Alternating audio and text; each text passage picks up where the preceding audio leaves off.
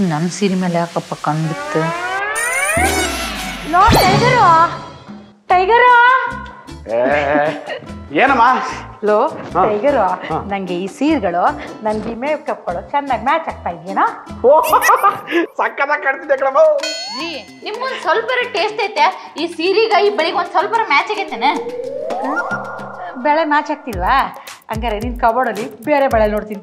ಬರ್ರಿ, ನನ್ನ ಮಾಡರ್ನ್ ಸೀರೆಗೆ ನಿಮ್ಮ ವಯಸ್ಸಿಗೆ ಸೂಟ್ ಆಗುದಿಲ್ಲ. ನಿಮ್ಮ ಯಾವ ಉಟ್ಕೊಂಡು ಹೋಗ್ರಿ. ಏಯ್, ಯಾರ ಹೇಳಿದ್ದು ನಂಗೆ ವಯಸ್ಸಾಗೈತೆ ಅಂತ?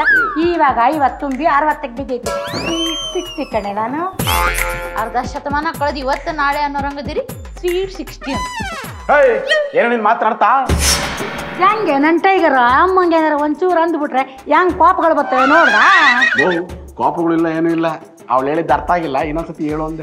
ಟೈಗರ್ ಬಾಯ್ ನೋಡ್ರಿಲೆ, ನಿಮಗೆ ಫಂಕ್ಷನಿಗೆ ಹೋಗೋದಿತ್ತಂದ್ರೆ ನನ್ನ ಸೀರೆ ತೆಗೆದಿಟ್ಟು ನಿಮ್ದು ಹಾಕೊಂಡು ಹೋಗ್ರಿ. ನೋಡಿಲ್ಲಿ, ನೀನು ಬೇಡ್ಕೊಂಡಿದ್ರೆ ತೆಗೆದು ಕೊಡ್ತಿದ್ನೇನೋ. ನೀನು ಆರ್ಡರ್ ಮಾಡ್ತಿದ್ಯಾ, ಕೊಡಲ್ಲ ಕಣೆ. ಇದೇ ಸೀರೆ ಫಂಕ್ಷನ್ಗೆ ಹೋಗ್ತೀನಿ, ಫಂಕ್ಷನ್ ಮುಗಿಸ್ಕೊಂಡು ಬರ್ತಾ ಭಿಕ್ಷುಕರು ಕೊಟ್ಟು ಬರ್ತೀನಿ ಕಣೆ. ಭಿಕ್ಷದವ್ರು ತಗೊಂಡಿಲ್ಲ ಅಂದ್ರೆ? ತಗೊಂಡಿಲ್ಲ ಅಂತಂದ್ರೆ ಅರ್ಧ ಹಾಕ್ತೀನಿ ಕಣೋ, ಇಲ್ಲ ಅಂದ್ರೆ ಬೆಂಕಿ ಹಾಕಿ ಸುಟ್ಟು ಹಾಕ್ತೀನಿ ಕಣೋ. ಸೂಪರ್ ಸೂಪರ್ ಕಣ. ನಿಮ್ಮ ಮಾತು ಭಾಳ ಆತ. ನಿಮ್ಮ ಅವ್ವರಿಗೆ ಹೇಳ್ರಿ ನನ್ನ ಸೀರೆ ನೆಟ್ಟಂಗೆ ತೆಗೆದ ತಮ್ದು ಉಟ್ಕೊಂಡು ಹೋಗಾಕ. ಕೃಷ್ಣ ಅಂದ್ರೆ ಸೀರೆ ಕೊಡೋನು ಕಣೆ, ಸೀರೆ ತಗೊಳೋನಲ್ಲ. ಇದೇ ಸೀರೆ ಹೋಗೋ, ಅದೇನ್ ಮಾಡ್ತಾವ ಅಂತ ನಾನು ನೋಡ್ತೀನಿ. ನೋಡ್ದೇನೆ ಇವತ್ತು ನನ್ನ ಮಗ ಅಂತ ಹೇಳ್ಕೊಳಕ್ಕೆ ಎಮ್ಮೆಗಳಾಯ್ತವೆ ಕಣೆ, ಎಮ್ಮೆಗಳು. ಓ, ಫಂಕ್ಷನಿಗೆ ನನ್ನ ಸೀರೆ ಉಟ್ಕೊಂಡು ಹೋಗೋದಲ್ದ ಭಿಕ್ಷುಕರಿಗೆ ಹಾಕ್ತೀರ, ಮಿಕ್ಕಿದ್ದಕ್ಕಂದು ಸುಡ್ತೀರ?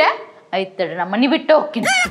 ಇಟ್ಕಳೆ, ಸ್ವೀಟ್ ಮಾಡ್ಕೊಡ್ತೀನಿ, ತಿಂದು ತೊಲಗುವಂತೆ. ನಾವು ಮನ್ಯಾಗಿದ್ದಾಗ ಸ್ವೀಟ್ ಮಾಡಿ ತಿಂತೀರ, ಉಣ್ರಿ. ನೀವೆಂಗಾರ ತೊಲಗಿ, ನಾನು ಸೆಂಟ್ಗಳು ನೋಡ್ಕೊಂಡು ಫಂಕ್ಷನ್ಗೆ ಹೋಯ್ತೀನಿ.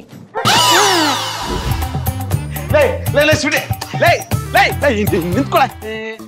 ನಮ್ಮಮ್ಮ ಏನಂತ ದೊಡ್ಡ ತಪ್ಪ ಮಾಡ್ಬಿಟ್ಲು, ಏನೋ ಸೀರೆ ಹಾಕೊಂಡ್ಲು. ಪಾಪ ಕಣೆ ನಮ್ಮಮ್ಮ, ನನ್ನ ಚಿಕ್ಕ ವಯಸ್ಸಿಂದ ಎತ್ತು ಒತ್ತು ಇಷ್ಟು ದೊಡ್ಡನಾಗಿ ಬೆಳೆಸಿದ್ದಾಳೆ. ನೀನೇನ ಮಾಡಿದ್ಯಾ? ನಾನಾ ನಿಮಗೆ ಸರ್ಪ್ರೈಸ್ ಕೊಡ್ಬೇಕಂತೇಳಿ ಒಂದು ಗಾಡಿ ಬುಕ್ ಮಾಡಿದ್ದೆ. ಇರ್ಲಿ ಬಿಡ್ರಿ, ಕೊಡ್ಸ್ಬಾ.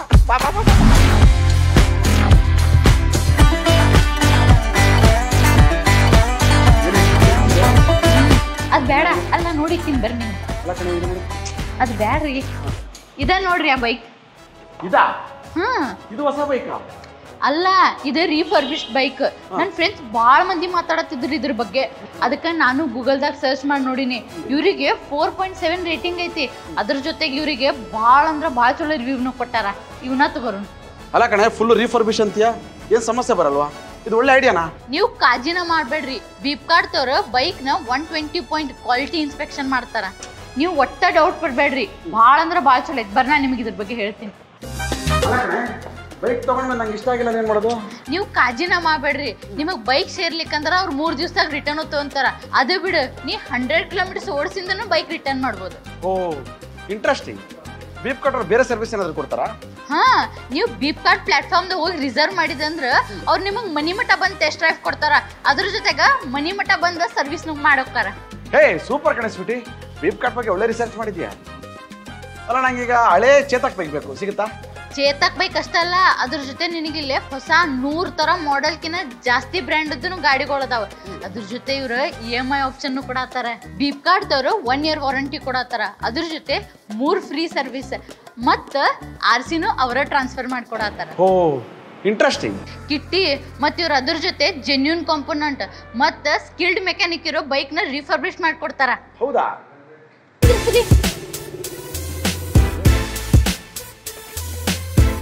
ರೀ, ನಾ ಮನಿಗೆ ಬರ್ಬೇಕಂದ್ರೆ ಮೊದಲು ನಿಮ್ಮ ಅವ್ವರಿಗೆ ಹೇಳ್ರಿ ನನ್ನ ಸೀರೆ ತೆಗೆದು ಫಂಕ್ಷನಿಗೆ ಹೋಗ. ಓಹೋ, ನೀನೊಂದು ಕೆಲ್ಸಗಳು ಮಾಡು. ಅದೇನೋ ಮನೆ ಬಿಟ್ಟು ಹೋಗ್ತೀನಿ ಅಂದಲ್ಲ, ಪ್ಲೀಸ್ ಗೋ. ಬರಲಾ? ಗಾಡಿ ಕೊಡಿಸಿದ್ದಕ್ಕೆ ಥ್ಯಾಂಕ್ ಯು ಸೊ ಮಚ್. ಬಾಯ್. ಏನ? ಬಾಯ್. ಏ, ನಿಂದ್ರಿಲ್ಲೇ. ಏ, ಕೇಳಿಲ್ಲೇ.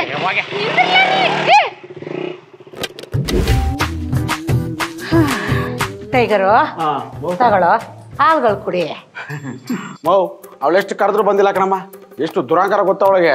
ಹೋಗ್ಲಿ ಬಿಡ, ನೀನ್ ಹೆಂಡ್ರು ಮನ್ಲಿಲ್ದಿರೋದು ಮನೆ ಎಷ್ಟು ಪ್ರಶಾಂತವಾಗೈತೆ ಅಲ್ವಾ? ಅವಳು ಇಲ್ದಿರೋ ಖುಷಿಗೆ ರಾತ್ರಿ ಪೂರ್ಣ ನಿದ್ದೆನೇ ಬಂದಿಲ್ಲ. ಕೃಷ್ಣ, ನೆನ್ನೆ ನೀನು ಈ ಟೈಗರ್ ಅನ್ಸುತ್ತೆ ಕುಡಿಗಳು ಅಂತ ಪ್ರೂವ್ ಮಾಡ್ಬಿಟ್ಟೆ ಕಣ. ಕೃಷ್ಣ, ನನಗೊಂದು ಆಣೆ ಮಾಡ್ತೀಯಾ? ಪ್ರಪಂಚದಲ್ಲಿರೋ ಚಿನ್ನ ಎಲ್ಲ ತಂದು ಕೊಡ್ಬೇಕಾ? ನಿನ್ ಯೋಗ್ಯತೆಗೆ ಮೀರಿ ಮುಂದೆ ಹೋಗ್ಬಿಟ್ಟೆ. ಸ್ವಲ್ಪ ಹಿಂದೆ ಬಾ. ಅವಳಾಗಿದ್ದವಳು ನೀನು ಕಾಲು ಹಿಡ್ದು ತುತು ನನ್ನ ಕಾಲು ಹಿಡ್ದು ತಪ್ಪಾಯ್ತು ಅಂತ ಕೇಳ್ಕೊಳ್ಳೋವರೆಗೂ ಅವಳು ನಾಯಿ ಮನೆಗಳ ಕರ್ಕೊಂಬರ್ಬೇಡ ಕಣೋ. ಹಂಗೆ ಇನ್ನೊಂದು ಮಾತು, ನೀನು ಯಾವತ್ತೂ ಅವಳು ಗುಲಾಮ್ಳಾಗಿರಲ್ಲ ಅಂತ ನನಗೆ ಆಣೆ ಮಾಡೋ. ಸರಿ ಕಣಮ್ಮ, ನಿನ್ನ ಮೇಲೆ ಆಣೆ. ಅಮ್ಮೋರೇ, ನಾನು ಈ ಮನೆ ಯಜಮಾನಿನ ಕರೆದಿದ್ದು, ನಿಮ್ಮನ್ನಲ್ಲ. ಕಾಣ್ತಲ್ವಾ, ಇವರೇ ಯಜಮಾನೆ. ಈ ಮನೆ ಯಜಮಾನಿ ಇವರೇ, ನಾನೇ ಯುವರಾಜ. ಹೌದಾ, ಸರಿ. ಹಾಗಾದ್ರೆ ಹಾಲಿನ ಬಾಕಿ 1800 ರೂಪಾಯಿ ಐತೆ, ಕೊಟ್ಬಿಡಿ, ನಾನು ಹೊಂಟೋಯ್ತೀನಿ. ಅದೇನ ಕೇಳ್ತಾವ ನೋಡು. ನೀನು ಯುವರಾಜ ಅಂದಲ್ಲ, ಕೊಟ್ಬಿಡು. ನೀನೇ ಕೊಟ್ಬಿಡ. ಅಯ್ಯಯ್ಯ, ಯಾರೋ ಒಬ್ರು ಕೊಡಿ, ನನ್ಗಿನ್ನೂ 4 ಮನೆ ಬಾಕಿ ಅದೇ, ಹೋಗಿ ಇಸ್ಕೋಬೇಕು. ಸರಿ, ನಾಳೆ ಬಾ, ನಾನು ಹೆಂಡತಿ ಬರ್ತಾನೆ. ಕೊಡ್ತಾಳೆ. ಕೃಷ್ಣ, ಆಣೆಗಳು 1800 ತಾನೆ, ನಾಳೆ ಬಾ ಕೊಡ್ತೀನಿ. ಹೌದಾ, ಈಗ ಹೋಗ್ತೀನಿ, ನಾಳೆ ಬರ್ತೀನಿ. ಈಟ್ ದಿನ ನಿಮ್ಮ ಮನೆಗೆ ಹಾಲು ಹಾಕ್ತಿದೆ, ನಾಳೆ ದುಡ್ಡು ಕೊಟ್ಟಿಲ್ಲ ಅಂದ್ರೆ ನಿಮ್ಮಿಬ್ಬರು ಸಮಾಧಿಗೆ ಹಾಲು ತುಪ್ಪ ಬಿಟ್ಬಿಡ್ತೀನಿ. ನಿಂಗೆ ಹೇಳಿದ್ದವಳು. ಹೊಡೆದ್ರೆ ಅವಳುಗಳೆಲ್ಲ ಊದ್ರೋಗ್ಬಿಡ್ಬೇಕು.